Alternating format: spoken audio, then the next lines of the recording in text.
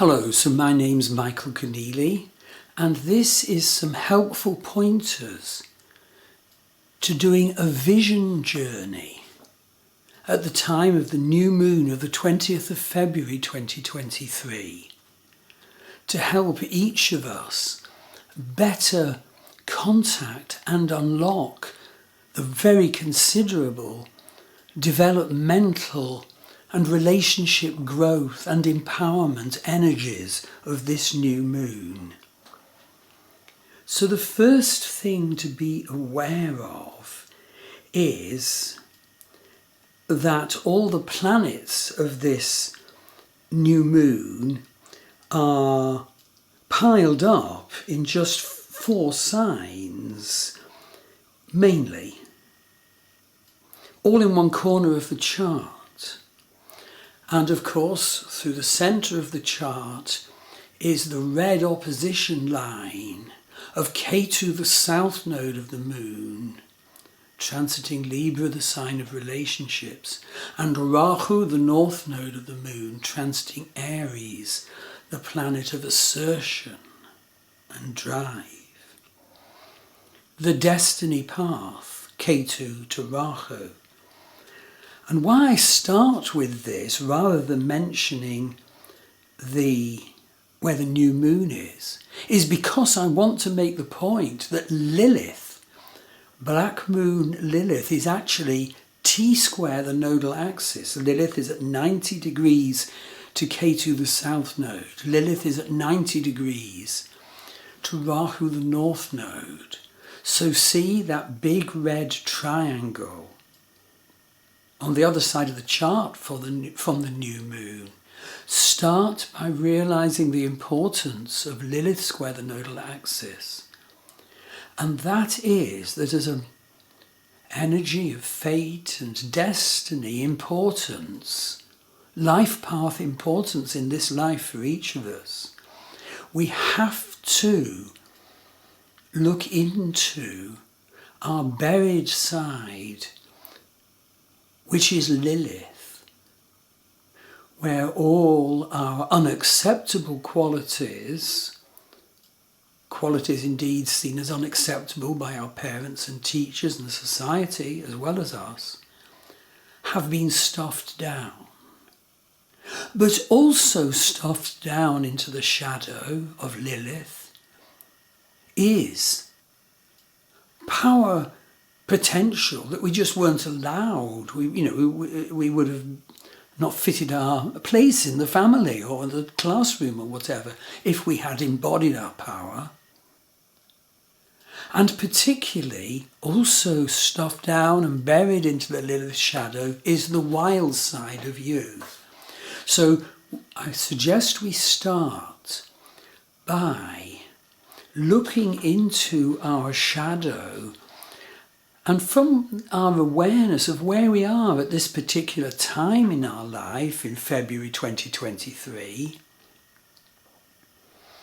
what do you think could be buried in your shadow that now needs to be brought to the light, healed and ethically expressed? What do you think might be in your shadow just holding you back? Maybe guilt and shame. It so needs to be dealt with now, the indication is, because Lilith is square the nodal axis, square the destiny line direction. Can you make some identification of what is stuffed down into your shadow?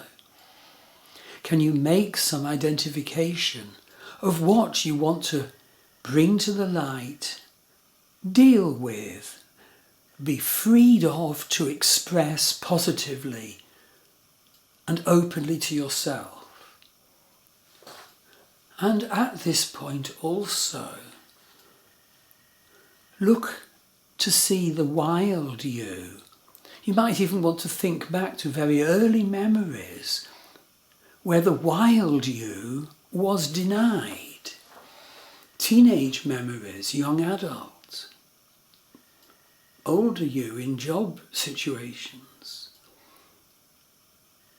What is the wild you that as a spiritual, evolving human being, you need to express if your life is to be enlivened and vivified and made exciting and fun?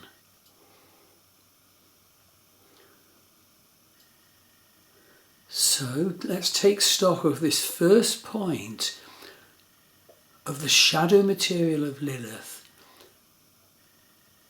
being made so important now because Lilith is square the nodal axis. What's in there? What do you want to heal now?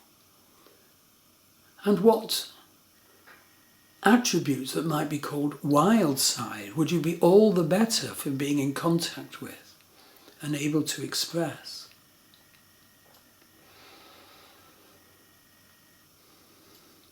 Okay.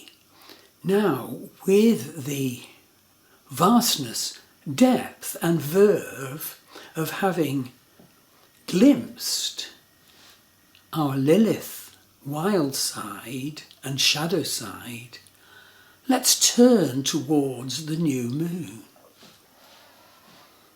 So I want, first of all, for us to see that the new moon is in Shatabhishak Nakshatra. Shatabhishak Nakshatra, often called the healer's sign.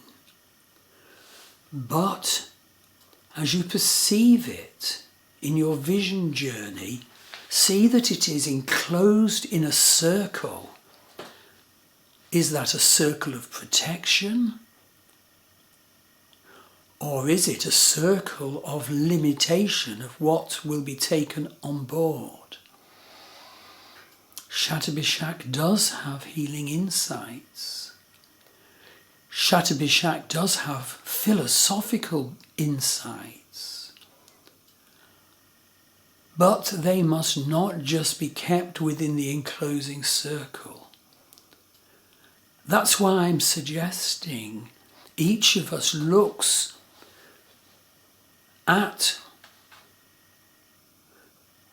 the Shatabhishak circle with its healing insights and philosophical breakthroughs, not in a cerebral Shatabhishak way, but with the wisdom of the wild side and the power that can be unlocked from the shadow. And so you might like to take stock of what special, valuable, spiritual realizations, visionary pictures, and philosophical insights are coming to you now, and you survey those and value them from your Lilith wild side shadow perspective. I feel that's so important.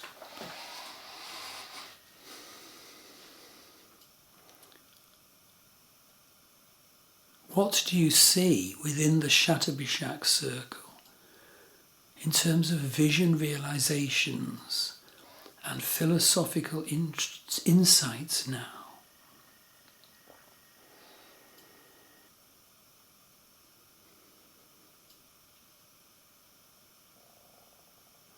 And what does your Lilith wild side and shadow side make of those? How will your Lilith wild side and shadow side utilize those Shatabhishak Nakshatra insights and healing openings?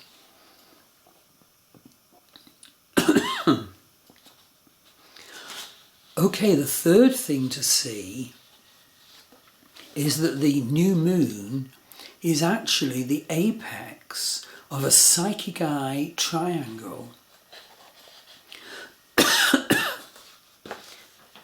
A psychic eye means that each of us will be offered more powerful insights at the time of this new moon.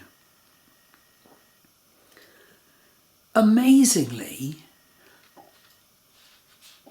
With the new moon, or in fact Saturn and new moon at the apex, the base of this triangle is actually, and this is big, Pluto sextile of Venus-Neptune. Pluto, lord of Hades, is lord of the underworld. He is so often our buried power that we need to come into. And remember, Pluto will be feeding into the insights of the psychic eye new moon. And Venus-Neptune is the unutterably beautiful at its highest. The unutterably beautiful in love. A beauty of love that needs to be brought into our loving relationship now. I know a person in their 90s who still grieves for the breakup of the relationship she had at age 18 and still loves. And in her son's chart is Venus-Neptune. Venus-Neptune is such a powerful call if we ground it, if we incorporate it into our loving patterns. So see that psychic eye. Pluto, lord of Hades, lord of the underworld. And remember that descent into the underworld can bring great power. The myth of Persephone, for example, Orpheus and Eurydice, for example. Pluto on the one corner of the triangle, Venus-Neptune on the other corner, and Saturn disciplining the Shatabishak full moon at the apex. And as a final step, note that Jupiter is conjunct Chiron at the moment of this new moon. Chiron is our existential wound, your existential wound, my existential wound. Jupiter can bring enlargement and blessing and better realization. I do fascinating projects of examining people's Chiron existential wound, not only in the birth chart in Western psychodynamic astrology and Vedic astrology, but also in the wonderful Vedic divisional charts called Varga charts, derived from the birth chart, each of which says something incredibly special about a particular area of your life. It can be so valuable to have that reading from me. And now, in this vision journey, identify what is your existential wound and see it touched by the blessing and sense of purpose of divine Jupiter. So make an intention to walk forward now with the full realization offered by the different parts of this new moon. But basically also holding your existential flame. It's not just about vision. It's not just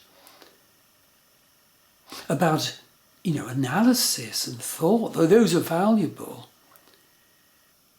But with the power that is locked up in this new moon chart, each of us can embrace our personal existential fire and walk forward with that. and certainly get a reading from me, go to my Star Wheel Astrology website. Thank you.